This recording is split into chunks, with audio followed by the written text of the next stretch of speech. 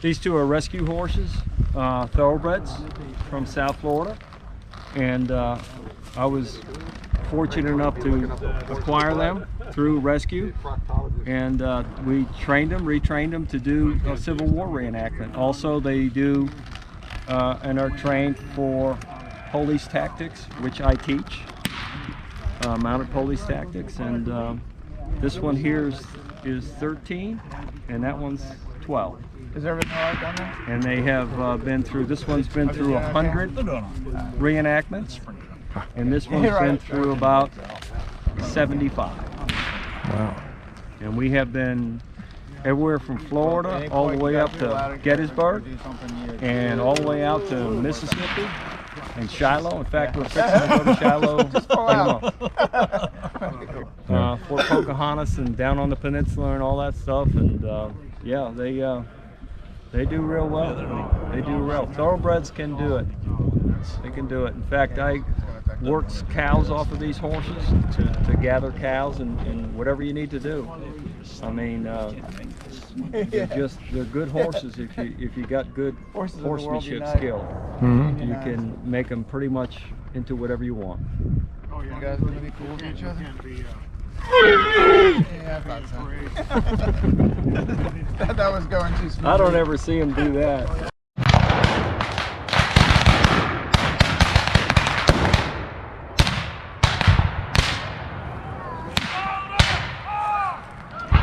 Made them sick, and there would be something called blue mass, which is a more solidified form, and it didn't work very well.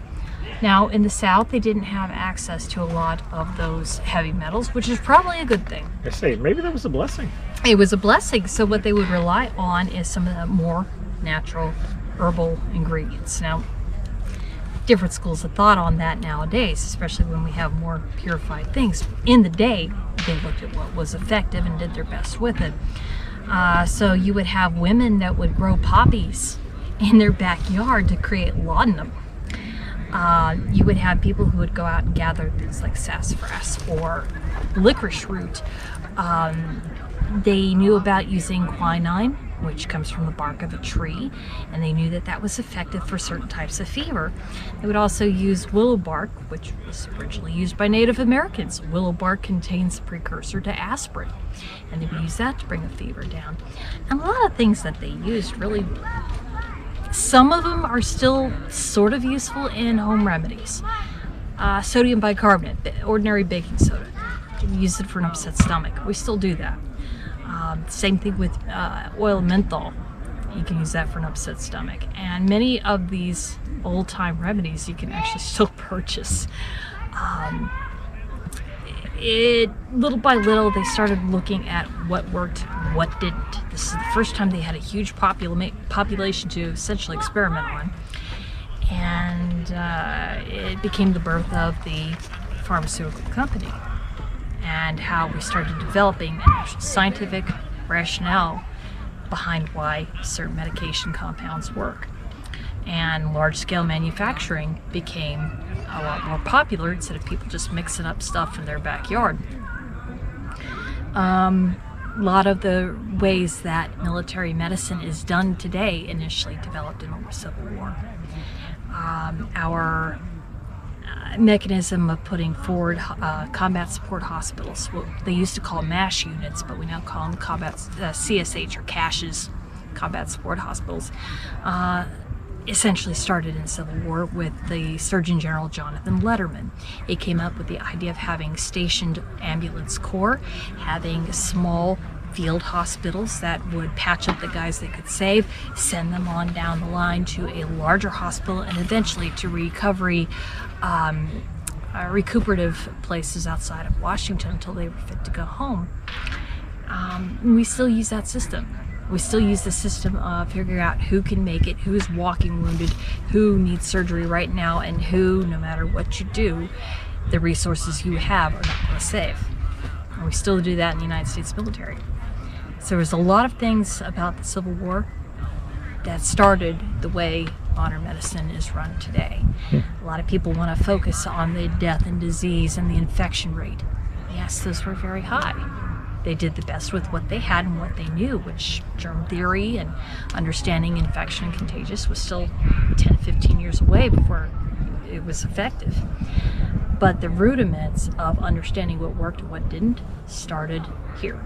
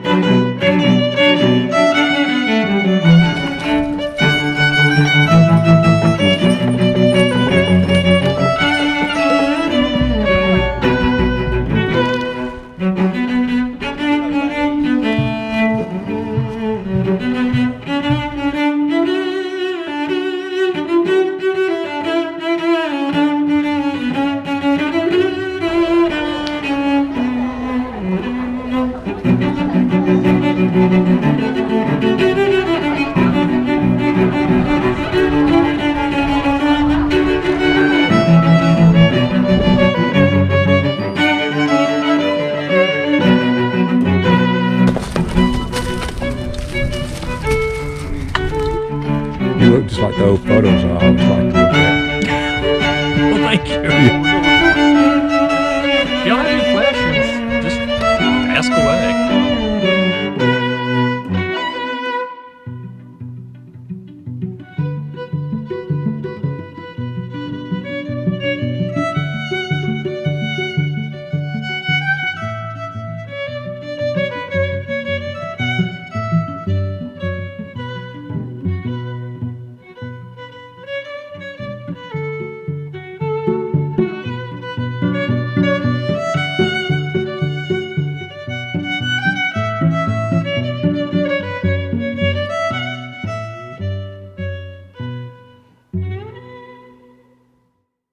Founded Daughters of Confederacy and the Order of Confederate Rose, and I'm also a reenactor for a number of years. I'm going to give you a fair clue. This is my First Lady's Tea here. I have never done this event because I'm always on the battlefield fighting. So I was doing the ground charges for a number of years, so I never got to come to this, so I'm learning, so be patient with me, please, okay? But I'm very happy to see all of you here. And I wanted to let you know that we have refreshments over there. If you'll go, the young ladies will give you a bag with the refreshments. We have water and we have sweet tea or lemonade packages. I had to do it this way because of COVID. I had to follow the state rules, and that way if anything come up, we were covered and well prepared. So if you would, please come on up and get your refreshments, and then we'll get started with our speaker. From a Millais painting, and it's of Ophelia and Hamlet. During this period, there was the beginnings of a kind of a romanticism movement going on, that was really romanticizing medieval and different periods in history that come before. And part of that was the Pre-Raphaelite Brotherhood, which was a group of artists and poets, mainly in England, and they would paint different scenes from, for example, that is from a Shakespeare play, and different, very kind of stylized, romantic scenes like that. Write poetry about, things like, for example, one that a lot of people know about is The Lady of Shalott. Different, kind of very romantic, things like that. Why my humanity will not be recognized? The Negro slave knows not why he's to be starved, burned, and whipped into submission to another man. That Negro slave knows only that he is to labor in dumb anguish and know not why his misery is of no significance. The Negro slave knows not why his limbs are bound in chains, and his heart and spirit bound by ignorance to what all free men may read or hear. That he, the slave, is yet a man with a humanity in all respects the same as his white brethren. The Negro slave, with his skills and his labors, his intelligence and his very humanity, most adequate and suitable he is to support his own household families of Negro kin, as he finds himself presently supporting the household of his white oppressor. I was born a slave. Now I am free, freed by my own deliberate actions, as well as with the help of good white men and white women of conscience. And I stand before you now, sir, an abolitionist and a recruiter of Negro men to serve in the Union Army, where I fervently believe the Negro should serve the Union cause, put down this Confederate rebellion, and thereby render abolished this unholy institution of human slavery.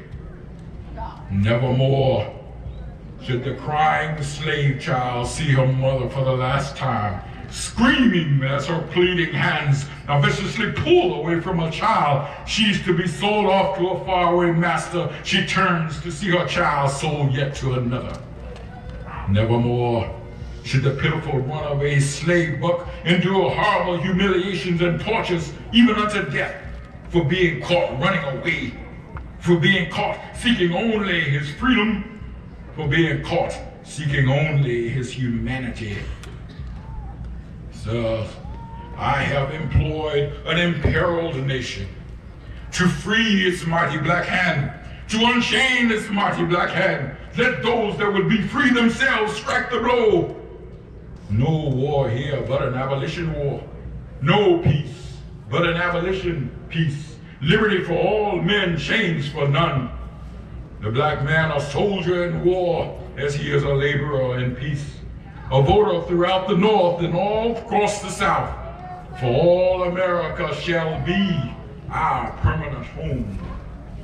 Thereby, all Americans, our fellow countrymen. This is my idea for the purpose of this great Civil War. I, Frederick Douglass, pen the words that appear on the recruitment posters for the Union armies. Men of color, to arms. To arms now.